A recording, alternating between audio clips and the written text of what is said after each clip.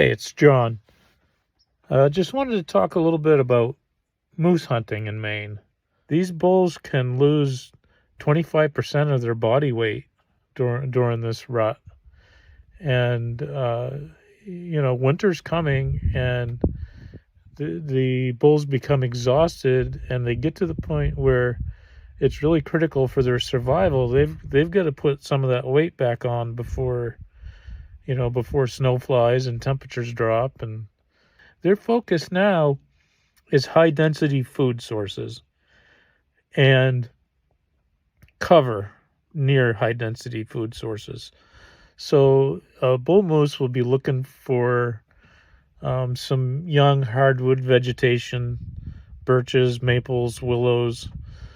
A clear cut could look like it's full of, high density food, but it's actually been sprayed as part of the reforestation process.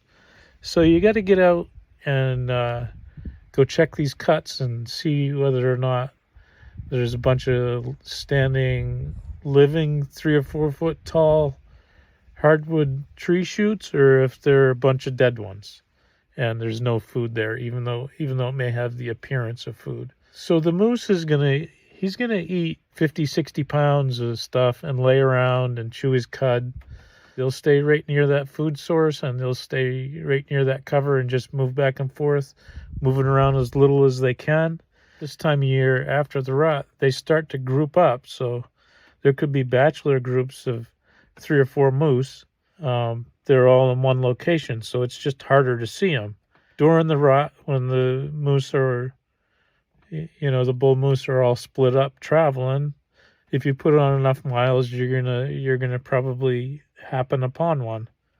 But when they're grouped up and not moving, it's just a whole lot harder to happen upon one.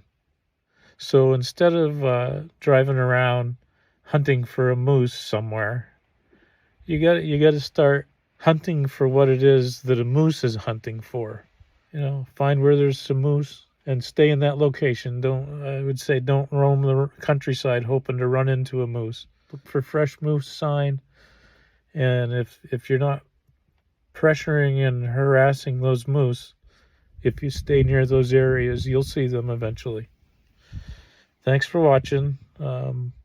Channel can't exist without you, so if you could like, comment, and share, it would be pretty helpful and appreciated.